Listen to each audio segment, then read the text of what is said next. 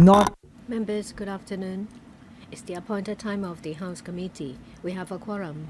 I call the meeting to order. Item number 1, matters arising. The Chief Secretary indicated that on the Council meeting last week, members had a debate and passed a motion on staying firm and united to counter the tariff trade wars and strengthening Hong Kong's role as an international gateway. The administration thanked Mr. Ma Fung Kwok for moving the motion and Mr. Yim Kwong and Mr. So Chang Wing for moving an amendment. A number of members have spoken and provided their views on this motion. They indicated that the behavior of the U.S. for abusing tariff is unreasonable. However, we are undaunted. The administration will continue to strengthen its advantage and assist enterprises to explore overseas markets as well as to seize opportunities of our country's development to combat the impact of the trade war. Item 2, Legal Service Division report on subsidiary legislation. There are 6 items. The paper number is LS 49 of 2025. Legal Advisor. Thank you. I will first speak on LN 71 to LN 75. There are 5 notices. They are all made under the Public Bus Services Ordinance. The purpose is to update the schedule of bus routes to reflect the changes made between the 2nd of July 2023 and 30th of September 2024. For information, please refer to paragraphs 1 to 3 as well as the annex of the LC brief. These legal notices will come into operation on the 1st of July 2025. The panel on transport was not consulted. We have not identified any legal or drafting difficulties in relation to the 5 items of to the 5 legal notices. That's my report. Thank you. Members, anyone who would like to set up a subcommittee to look into these legal notices? If so, please raise your hands.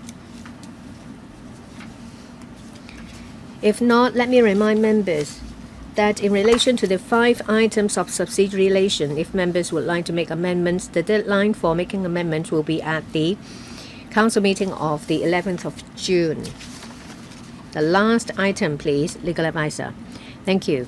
This is LN 76.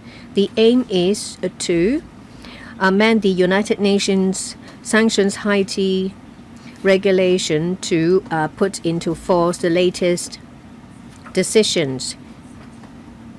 Some sanctions will last until the 17th of October 2025. There are new sections to reflect the latest decisions of the United Nations Security Council. Please refer for details to paragraphs 11 and 12. This came into operation on the 9th of May this year.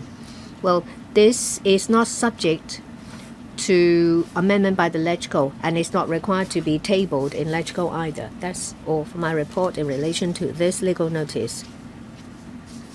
Members who would like to set up a subcommittee to look into this subsidiary legislation, if so, please raise your hands. If not, next item, please. This is item 3, business for the Council meeting of the 21st of May 2025. In the next Council meeting, the latest agenda include questions and then 3 items for resumption of second reading debate, namely the Stablecoins Bill, the Private Columbaria Amendment Bill 2024, and the Merchant Shipping Safe and Environmentally Sound Recycling of Ships Bill. In previous meetings, the House Committee has already noted the reports made. There are 2 members' motions that have been carried forward from previous Council meetings. The first one is from Mr. Michael Tian on actively dovetailing with national and global trends and studying the reform of the curriculum framework for primary and secondary schools. The second one is from Mr. Perry Yiu on reinforcing Hong Kong's role as an international tourism hub and consolidating its position as a world-class premier tourism destination. Item 4, business for the Council meeting of the 28th of May 2025. A. Questions. The list of members who have been allocated question slots has been uploaded onto the website. B. Government Bill, first reading and second reading debate to be adjourned. The Secretariat has not received any notice. C. Government Bills, second reading debate to resume consideration by Committee of the whole Council and third reading. There are two bills. They are 1. Inland Revenue Amendment Minimum Tax for Multinational Enterprise Groups Bill 2024. In a previous meeting, the House Committee has noted the report made. The second bill is Firearms and Ammunition Amendment Bill 2025. In a previous meeting, the House Committee decided there is no need to set up a Bills Committee to scrutinize this bill. D. Government motion. We have not received any notice. E. Members' motion. The first one is from Mr. Leung Meng Kwong on reviewing the hawker management policy and invigorating the local economy. The second one is from Mr. Kitson Young, a motion on reviewing the development strategy for public markets. The two motions are carried forward from a previous council meeting. The wording of these motions have been uploaded onto the website. 5. Reports of Bills Committee and Subcommittees. There are 3 reports today. The first one is Report of the Bills Committee on Air Passenger Departure Tax Amendment Bill 2025. We now hear from the chairperson, Mr. Lee Chen Keung. Chairman, the bill seeks to amend the Air Passenger Departure Tax Ordinance to increase the air passenger departure tax from $120 to $200 per passenger, streamline the mechanism of administration fee payment by empowering the Financial Secretary to approve the operators, that is, airline and helicopter companies, to retain part of the departure tax collected for offsetting the administration fees payable to them, and provide that the retained fees do not form part of the general revenue. The Bills Committee has held 2 meetings with the administration and discussed various issues, including the increase in departure tax, procedure and mechanism for collecting the tax, as well as strategies to strengthen Hong Kong as an international aviation hub. The administration has accepted a member's proposal and planned to extend the exemption from departing on the same day to departing on the next calendar day, that is, a maximum of 48 hours in relation to the charging of passenger departure tax. The administration will introduce the relevant subsidiary legislation within 2 to 3 months. The administration will study the exemption arrangements for all transit passengers arriving in Hong Kong via land and sea boundary control points to enhance the competitiveness of the Hong Kong International Airport. They will strive to finalize the specific proposals within a year. The Bills Committee has completed the scrutiny of the bill. Neither the administration nor the Bills Committee will move any amendments. The administration intends to resume the second reading debate on the bill at the council meeting of the 28th of May. The Bills Committee raises no objection. Details of the committee's deliberation are set out in a report. Members are asked to take note. Thank you, Mr. Lee. If members don't have any other views, the bill will resume second reading debate at the council meeting on the 28th of May. Members, if you would like to make amendments, the deadline for giving notice is the 19th of May, which is a Monday. The second report. Report of the Bills Committee on Banking Amendment Bill 2025. We'll now hear from Mr. Ronick Chan, chairperson of the Bills Committee. Chairman, the bill seeks to amend the banking ordinance to introduce a voluntary mechanism for authorized institutions, AIs, to request or disclose information for the detection or prevention of crimes, and to make safe harbor provisions for AIs. Under the proposed mechanism, if an AI becomes aware of suspected prohibited conduct, it may share with other AIs information of both corporate and individual accounts on a voluntary basis. Members in general support the bill to enhance the overall security of the financial system in Hong Kong. The Bills Committee has held 2 meetings with the administration and has invited the public to send in submissions. Members have suggested to the administration that tax concessions and technical support be provided to encourage the sector to join the proposed mechanism. They've also suggested that the mechanism be extended to non-banking institutions such as securities companies and virtual asset companies for comprehensive supervision.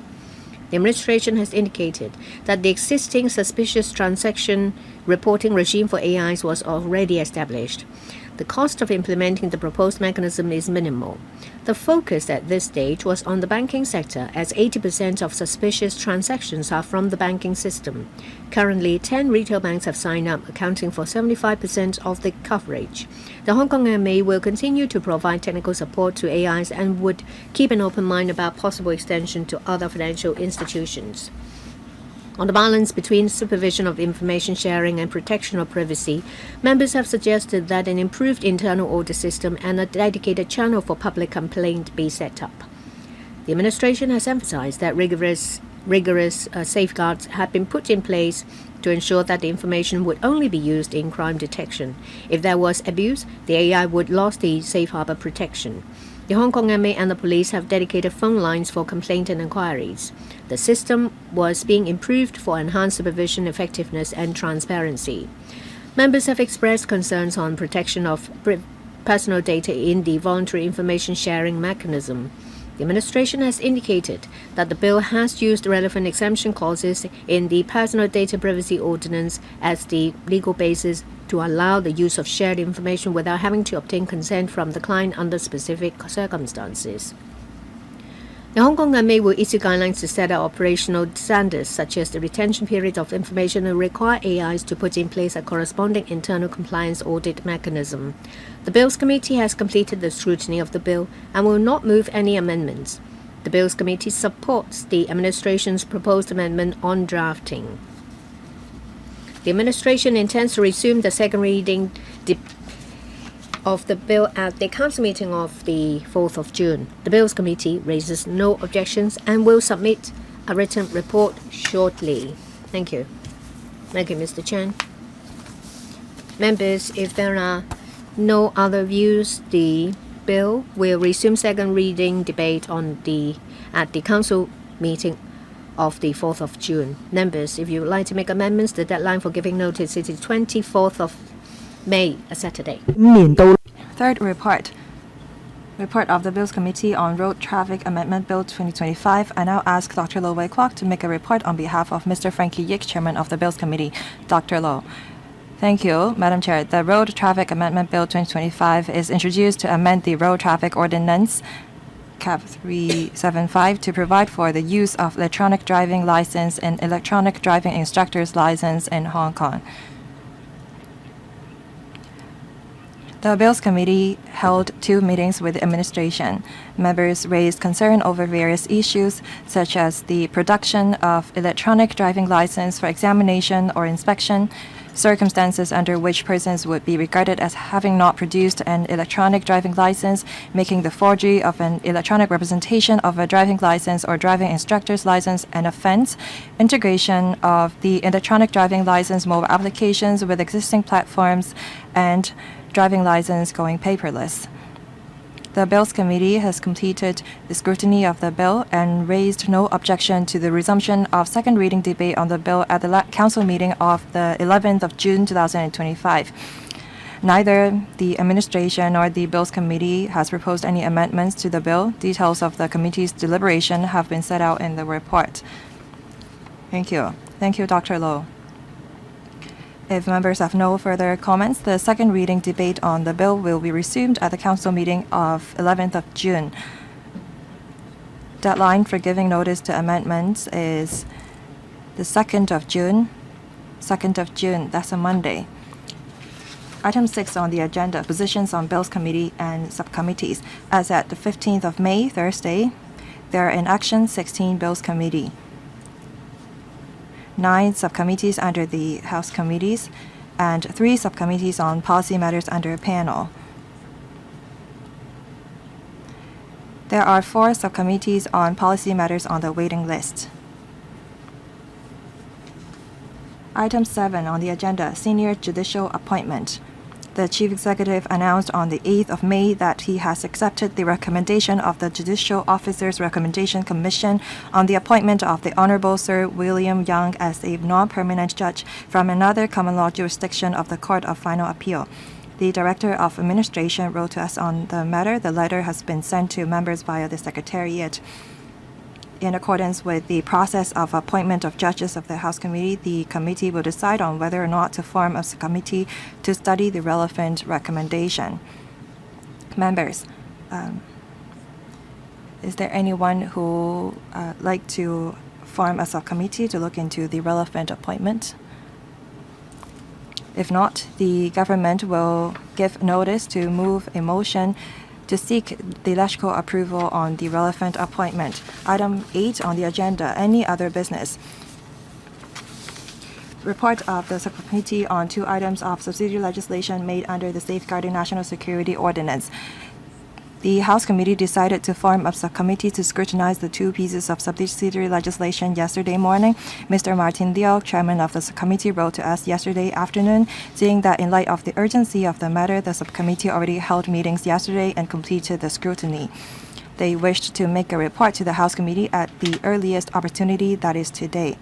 I agree that we should complete the legislative process of the 2 pieces of subsidiary legislation as soon as possible, so I granted the inclusion of this item to today's meeting.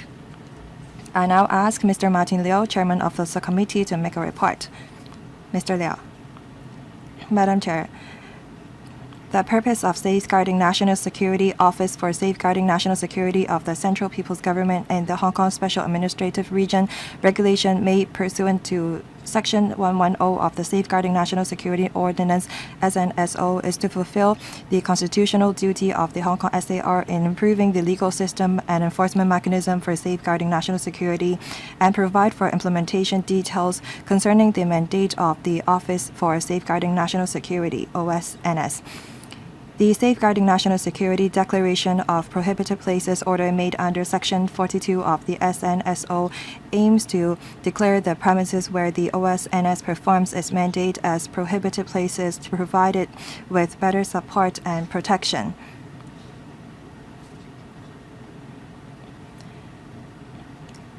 The House Committee decided to form a subcommittee yesterday morning, the 15th of May, and appointed the 15 members from the Bills Committee on Safeguarding National Security Bill to the subcommittee. 3 meetings were held on the same day, with 5 hours spent on scrutiny of the 2 pieces of legislation. Members raised a total of 150 comments and questions, which include some of the people's worries. The administration addressed the members' concern and questions in detail in the meeting. Members agreed that given the ever-changing and complicating geopolitical landscape these days, national security risk may arise all of a sudden. These 2 pieces of legislation allow us to plan ahead by establishing a mechanism at the local law level to better support and protect the OSNS in the performance of its mandate. During the course of scrutiny, members confirmed that the scope of the regulation and the order did not go beyond that of the SNSO. Neither was any new power granted to the OSNS. The 2 pieces of subsidiary legislations were enacted to better implement the mechanism to safeguard national security and were formulated based on the common law principles. Hong Kong SAR government or public servants must, apart from acting in accordance with the law, satisfy the principle of necessity and reasonableness. The regulation provides for a mechanism of coordination under which the Committee for Safeguarding National Security, CSNS, can provide guidance on the work of the Hong Kong SAR for safeguarding national security. Members were of the view that the relevant provisions had clarified the CSNS's role in making an overall plan of and coordinating the implementation of its oversight and guidance among the relevant agencies and organizations. The regulations also stipulate the mechanism under which the OSNS may directly exercise jurisdiction over a case concerning offense endangering national security under the Hong Kong National Security Law. The administration explained to members the principle behind the mechanism and how it operates.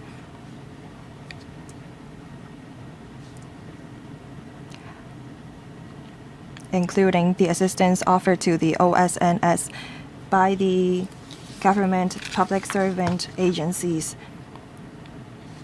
They must satisfy the principles of necessity and reasonableness. The administration also explained how human rights are protected in the process and the scope of civil liability immunity. The members are of the view that the two pieces of subsidiary legislation will not affect the lives of the general public. The regulation asks that the facilitation be given to OSNS and its staff in the performance of its mandate. Members were concerned that some criminals may defraud others by posing as an OSNS staff member. They asked the government to enhance people's understanding of the work of the office through publicity and education, so they have ways to tell if someone is from OSNS. As for the declaration of OSNS premises as prohibited places set out in the order, members pointed out that some of the places were near community facilities. The government must make sure that people are aware of the location of these prohibited places so that they will not enter them by mistake. Members noted that the offenses provided for under the regulation were created based on similar and commonly seen offenses in existing legislation.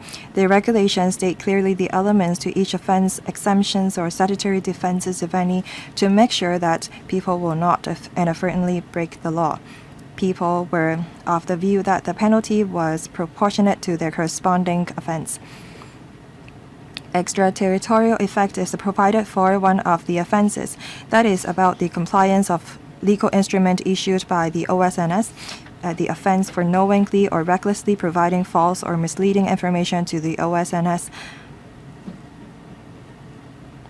Members were of the view that this was necessary because it allows us to penalize people who provide false or misleading information when they give evidence on the mainland. The scrutiny of the two pieces of subsidiary legislation has been completed. Neither the subcommittee nor the administration has proposed or will propose any amendment to the legislations. The subcommittee will submit a written report later. Lastly, I'd like to thank the subcommittee members for completing the scrutiny work professionally, rigorously, and efficiently. I'm also grateful for the administrations and Electrical Secretariat for their cooperation such that we were able to complete our work early to better safeguard national security. Thank you. Thank you. If there's no further comment, please note Mr. Liao's report. If I may remind members, the deadline for amending the two pieces of subsidiary legislation is 11th of June. Deadline for giving notice to amendment is the 4th of June. The 4th of June. That's a Wednesday. There being no other business, meeting adjourned. Thank you.